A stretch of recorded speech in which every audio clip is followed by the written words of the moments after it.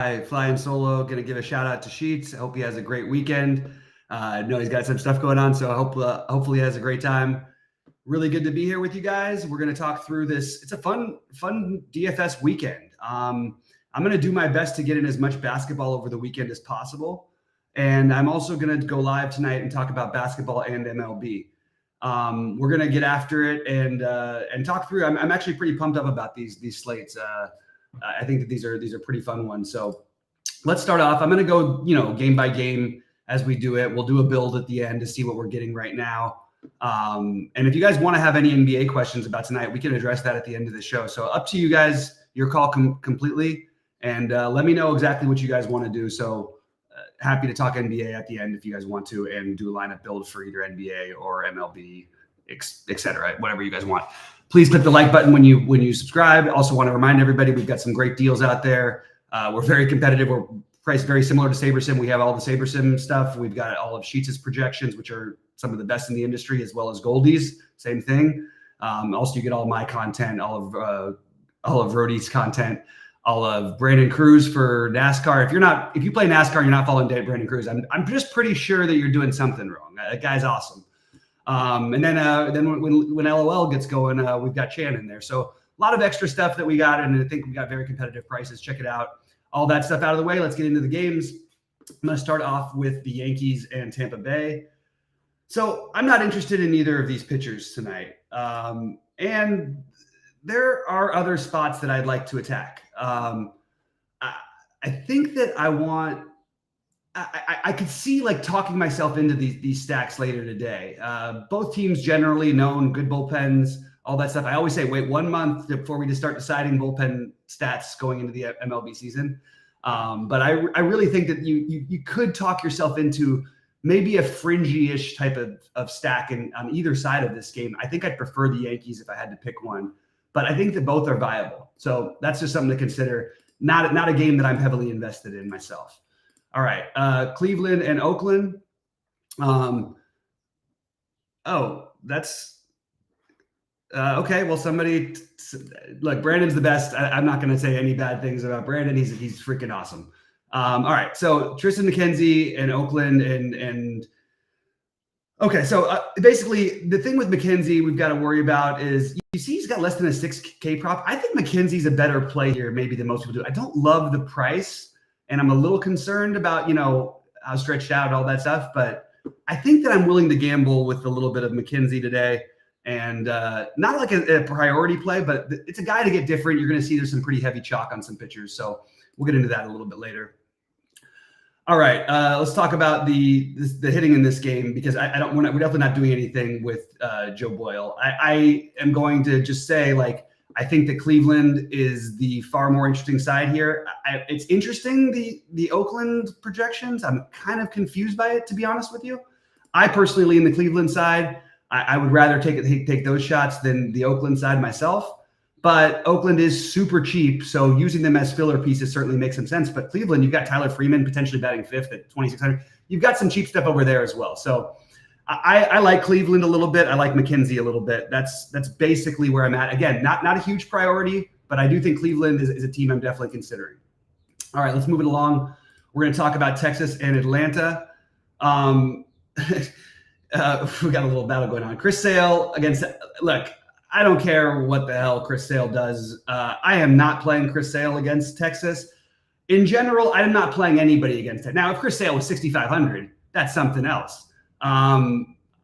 He's 9,400 against Texas. I am not touching it. Not for me.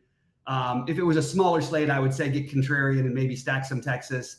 He might get there, all these things. I am not doing it. That's just what I'm saying. I'm not saying that 1 out of 20 lineups, maybe he ends up in, I don't know, maybe 1 out of 20. That would be about as much as I would have him.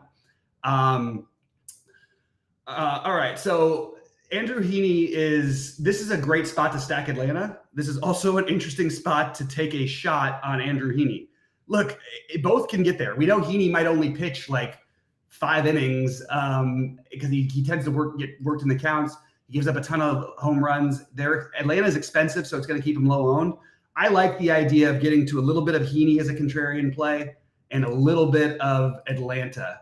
Actually, I'd like to get to more than a little bit of Atlanta, but the problem is It's just hard to do price-wise if you want to pay up at pitching. Baltimore and Kansas City, Alec Marsh and Dean Kremer. Again, there's spots where we've used Kremer as a cheap price in the past. Not going to do it today, I don't think. I do think both of these offenses are in play, and that's sort of what you're going to hear a lot from me. And I'll sort of fine tune it at the end and say who I'm actually into. I'll also, for everybody, I'll put my cores up. I'll put all my my early builds, my exposures, all that stuff, and then go from there. But right now, like, I do think that Baltimore is kind of the team that I have in play every night. I think they're just a step below the Dodgers in Atlanta. We'll see. Just in general, I mean, I don't mean tonight. And I think that, look, we've seen KC have a good start to the season. It's not like they're super cheap, but they're not that expensive. So I just have this whole game as just a potential. Yeah, you know what? I can get behind both sides of it. Baltimore, KC, definitely can get behind it, but not a priority by any means. Would rather get to Atlanta myself, but again, just harder to get to. I hear you, Lone Wolf, about the don't sleep on the O's. I'm open to the O's today. Don't get me wrong. I'm not against them. I like both these teams. I think there's a lot of teams in decent spots today, and I think we're just trying to pick which our favorite are is a little bit tricky. But they're both on my list right now, and it's not like a crazy long list.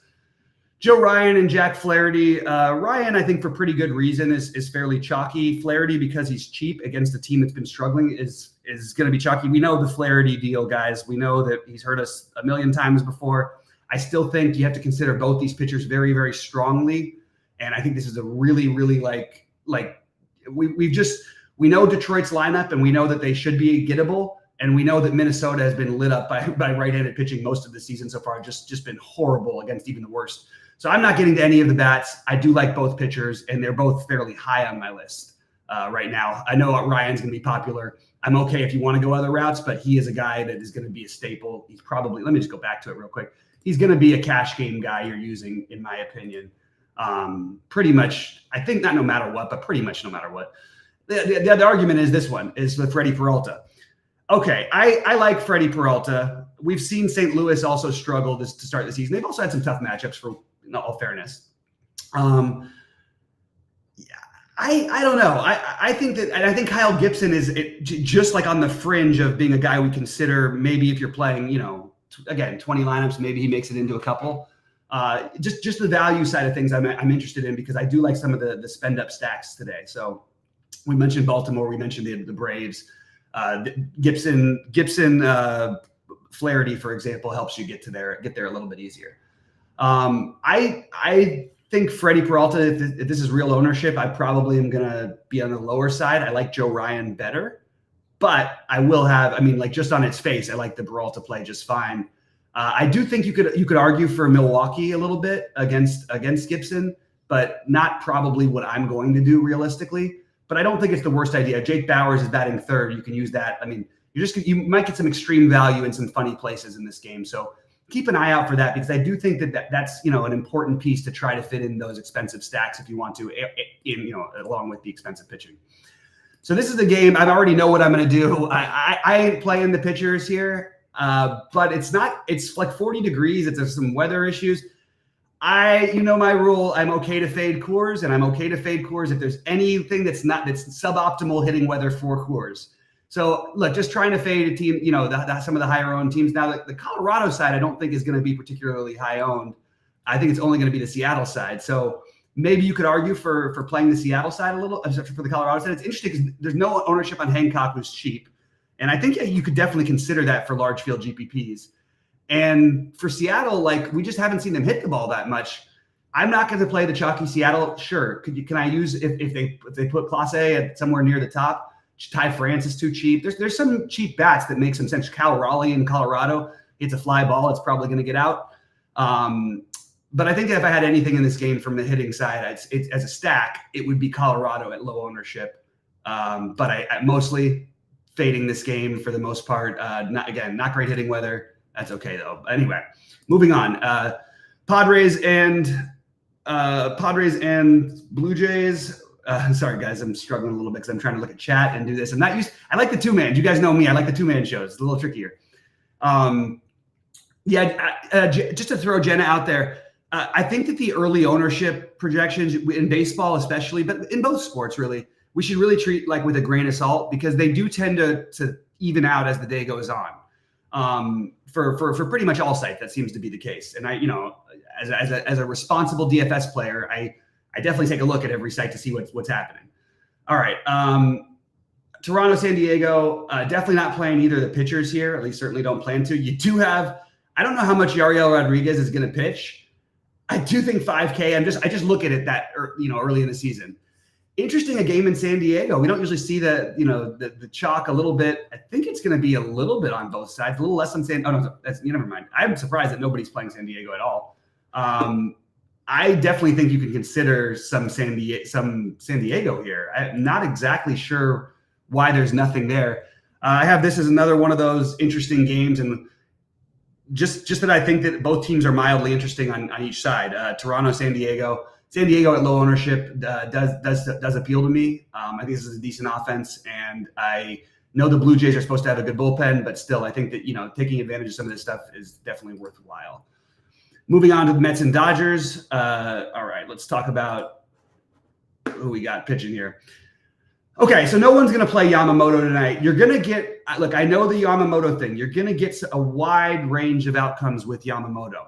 It is going to be some nights where you don't see him throw that long, and there's going to be other nights where it seems like the other team literally doesn't know how to touch the ball. I'm telling you, that's who he is. He's got incredible breaking stuff. Doesn't throw the hardest, but he's got an incredible movement, and that splitter is awesome. Anyway, I think Yamamoto at low ownership is definitely on my list tonight. In that, we've got Flaherty, Peralta. Yamamoto seems like a reasonable pivot against the Mets team that I still don't know if they're good or not. I honestly don't. Manaea, not touching that at 9K. Now, no one is going to play the Dodgers tonight, I don't think. I just want to point out, I pointed this out a number of times, and it hasn't always been just getting to him. The Dodgers have absolutely lit up anytime they face Manaea. I don't know what it is, and it's different lineups, it's different years. It's just always been that way, and it's not that many times. It's just, I remember, I think 3 out of 4 were like double-digit run games. I am going to play the Dodgers today. I don't think that they're necessarily the best stack. I think the Braves would probably be.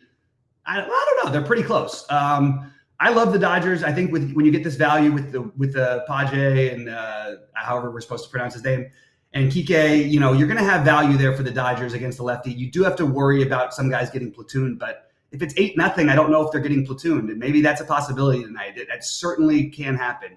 Not as hot as it's going to be in a couple weeks here in LA, or down there in LA. But I think the Dodgers are completely reasonable tonight, and I think Yamamoto is an interesting pivot off of the other chalk. All right, last one. We're going to talk about Arizona, San Fran. I'll address everything you guys are commenting on. It's hard for me to do both while I'm going through each game, but I love going through it at the end. Blake Snell falls into the Chris Sale category for me tonight. It worries me more with Snell, honestly. Snell will throw out that random 6 innings, 11 Ks. I still don't know how I feel about him, to be honest with you. Again, smaller slate, I'd be talking about stacking against him, not playing any Jordan Montgomery. And I think we're not playing any of the hitting in this game for me. Again, small slate would have changed my mind against Snell. Not going to happen today for me. But I do think that, that I'm all way underweight, just sort of sum things up. Way underweight Blake Snell. Let's just go here quickly, and I'm just going to set just sort of the basics for what I would be doing pitching-wise right now. I think if you're playing cash, playing these two makes certainly a lot of sense, maybe the most sense. I think for tournaments, you want to consider, I would be low on these two, higher on Flaherty. And then I'm open to the Gibson, McKenzie, even a little bit of Hancock against the Colorado team that struggles if we get a go-ahead on the weather. That's sort of what I'm looking at right now, but I think that there's a lot of ways to go. I like the Yamamoto pivot, as I mentioned. As far as stacks go, you look at the ownership, and that's the thing about baseball, is it's going to be spread out to some extent. This early Oakland ownership can't be real of them being this much popular than everybody else. I just can't. I understand they're cheap, but it's not working for me at that ownership. So I'm not doing it. Look, if they were low owned, I'd be talking about them as an interesting play. I still think it's just weird, and I think it's going to change later on. Toronto is mildly interesting, but I don't want to play that much chalk. So I like the teams a little bit further down. I like Atlanta, who's not going to have the same ownership. I like Baltimore a little bit. Baltimore KC, actually, I like both sides of that game a little bit. And I like the Dodgers. Those would be my main 4 stacks as of right now. It may change before, lock, but I'll update that stuff at 6:30 Eastern. I'm sorry, at 6 Eastern time when we go live later on. But that's just where I'm at for right now. So Lone Wolf likes the Braves righties. I hear you. I like all the Braves righties, lefties. There's a lot to like about the Braves tonight. And I'm surprised. I think that the ownership will flatten out, and we'll see more Braves ownership as the day goes on. Yariel, yeah, sure. We'll see. Again, we got to see the lineups. San Diego bats strike out a lot. I like Rodriguez at 5. Okay. I think that's interesting. So you're going to say we're going to take Rodriguez. I think that's an interesting idea. So you know what? I have Rodriguez on my list as a consideration. I'll do a little bit more digging and see if I can talk myself into it. They do have some strikeouts in their lineup. The problem is they also have a lot where I could see, this Yariel not lasting 3 innings. It just that's my fear, I guess. Anyway, I appreciate you guys. I like the King of Smacks, likes Atlanta, Cleveland, Yankees, maybe Toronto. The only thing is about Toronto, I just think that the ownership versus the situation just feels unwarranted to me. I don't get it. Anyway, guys, I really appreciate you all for hanging out with us. We'll be live at 6 Eastern. If there's any other questions, let us. Oh, we didn't do the lineup build. We're going to do a quick lineup build. Okay, the first person to say, what are we building towards? What's the lineup we're building? What are we going for here? Baltimore, Casey, Jenna, I can get behind that. I'm going to do a quick look, and shout out to Roto Grinders for putting out, an awesome free page. Look, we have our site. We love you. We love our site. We love what we do. But I just think it's a nicely organized page with a lot of information. So I like using it still as a reference point. You can use other sites and still be true to your site. Anyway, I respect a lot what they did. Obviously, I worked for them for years, and I respect the work that goes into all this. All right, so just looking at the games that are actually on the slate. Let's just see if we have any little extra weather things that we worry about. Not good hitting weather in New York. A little bit of a bump down. You get to see the wind blowing in, somewhat across, but 52 degrees, not ideal. We don't have to worry about Washington. Not good hitting weather in this Cleveland game. It's not like impossible, but I still can't figure out this Oakland thing. I can just say that the ownership and the projections, those are not going to last. You have a team with a 3.5 total as the most popular team. I don't care. It just doesn't make sense. So I just don't think that number is real. I do like the Cleveland side a little bit, so I'm going to have to consider what I want to do. But the weather's not terrible. This is what I was talking about. Okay, you have Atlanta. You really think people are Atlanta's has a 5.5 total, and people aren't going to play them, and they're against Heaney, who's wild, who gives up home runs and stolen bases. This just feels like a great spot. 81 degrees with winds blowing out to left. Let's go Atlanta. That just feels like an automatic. Okay, that's it's a huge bonus. We're not going to see other places that have this kind of hitting weather. You see the KC and Baltimore. This is again, the wind only slight low end, 59 degrees, not ideal. I still think this game is very stackable. I just wanted to throw that out there, but yeah, not ideal hitting conditions there. Minnesota, you actually 41 degrees, not ideal, but you do have some strong winds out to center, 18 miles an hour. That's a lot. I'm not I'm still not into the hitting in that game, but maybe a little worried. But at the same time, 41 degrees, I guess it made me feel better as a one-off for a home run spot. Maybe if you wanted to play a weird Kerry Carpenter play or Buxton, who eventually will hit the ball at some point of the season. Not great hitting in St. Louis. Maybe that's a little bump for Peralta. 60 degrees, not terrible. Winds blowing in. Colorado, you see what I'm talking about. 38 degrees with weather, 11 mile an hour winds blowing in from center. Again, if we get the go-ahead, I think I might pull some triggers on some Emerson Hancock. And do I have to kill me now, Dakota Hudson? No, I don't know if I can go that far. Maybe I could. Pretty much the same. Maybe it's okay. Well, I'll figure that one out later. Only 60 degrees in San Diego today. Not ideal hitting conditions. No real wind that's a factor. It looks like it's a crosswind unless it changes. Doesn't usually change down there. Pretty consistent weather down there, as many people know. Again, a fine game, but I think a little over ownership on the Blue Jays, 4.25 total. Dodgers with only a 5 total. I'll take the over. I think they explode tonight. So if I can do it, and I know this sounds like a broken record, but you want to Dodgers and Atlanta sound pretty good to me. And I understand Manaea's had some good stuff. I'm just telling you, these Dodgers can hit them. and people aren't going to play them. So I love the low ownership of the Dodgers in Atlanta. And again, not great hitting, not ideal hitting weather. 58 degrees in LA is nothing special. Not really any wind boosting you, but it's nothing fighting. You're not fighting against anyone. You're not fighting against anything. And I'm pretty sure Shohei and Mookie can hit it out anywhere at any time, as Mookie proved when he was hitting home runs in 30-degree weather in Boston. All right, and then Arizona and San Francisco. Wind is meaningless there for any of those who don't remember. Cold game, maybe a little bit of a boost for Snell, maybe a little boost for Montgomery if you want to be really sticky. I just don't think I'm taking the pitchers. I might have to reconsider it. It just feels weird to take Blake Snell chalky against Arizona. I don't know. That's me. Okay, Toronto doesn't strike a lot of kind of big BG. Yeah, I am playing NBA today, Brandon. You want to talk a little? I haven't gone through my whole thought process, but I definitely can talk a little NBA. I do want to do a lineup build, but what did people say for the lineup build? What are we stacking? What are we building for? What tournament are we building for? I think that's fine. I'll leave it at that. Maybe to get a little bit different. Sometimes you can go to a 9 instead of a 10, so that way you get a 5-2, 5-1-1-1 or 5-2-1 instead of a 5-3. I don't mind that. I don't think you have to go everywhere the same way. All right, we don't have to go through this the lineup build. That seems like there's no reason to. Is there any NBA thoughts, Brandon? Let me know. Anybody, let me know. Yeah, I'm happy to talk some NBA. I guess you know what? What the hell? Let's just do a quick look at tonight. I'm going to be more prepared for this later, but it is going to be interesting to see. And also, I'm going to guarantee you these projections are going to be it's just this time of day. You just have no idea, especially with all this stuff. Okay, so without Zion, would be like the early core guys for me. Because you need the value. Harrison Barnes, yep, probably. Even though I always like him better in the last matchup against Golden State for whatever reason, he might have played there or something like that. I have to take a quick look. I have to dig a little deeper on this one.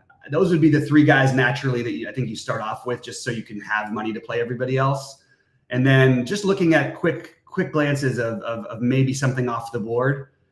Larry Nance Jr., now that's not going to stay the same. Let's go. That would be like not a lock play, but like if you tell me this is the projection on Larry Nance and no one's going to play him, I'll take a bold stance and play like 50% Larry Nance. I think it makes so much sense, especially like Joe Val didn't even play the last game. And Sacramento plays fast, Joe Val didn't even play after the first 6 minutes of each thing. It was really Larry Nance's time. So I don't mind going back to that at all. Jovic, it's now everybody zagging off of Jovic when they played more Jovic than they should have last time, and they should have played the other guys. And Jovic, Highsmith, we have no Jimmy Butler. We're going to have to get exposure to those guys. These are sort of just some early thoughts. DeLon Wright was pretty sure high ownership. I like the Alvarado pivot. Great question, Pablo. Yes, I do. Highsmith, Wright, Nance, your cheap guys with upside. I like all of that. King of Smack, you're right on point in my opinion. Miami and Chicago going to be low scoring, so I'll target Sacramento, New Orleans. I agree 100%. I also think, though, the thing is it's going to be low scoring, but we are missing, obviously a key piece. I think that Jaime Jaquez is another one I would consider to be Jaquez, DeLon Wright. I'm okay with DeLon Wright, but I don't even think you need the Alvarado. You could play him with Alvarado, and that's interesting to me. Remember, these games have a flow, so it's interesting. You're going to get your best players with more minutes, but then what happens is when the game starts going, you're down 20 points, you're down 15, and the bench mob brings you back, then the bench is going to get all the minutes. Then they're going to close it out. So I like that. I think they might. I think I might agree with you here, King of Smack. Although I have to say, Sabonis tends to struggle a little bit with some of the bigger guys. I think that there's right now, Joe Val is like, even if he doesn't play that many minutes, I think it's a good play. But I like the Larry Nance pivot a lot.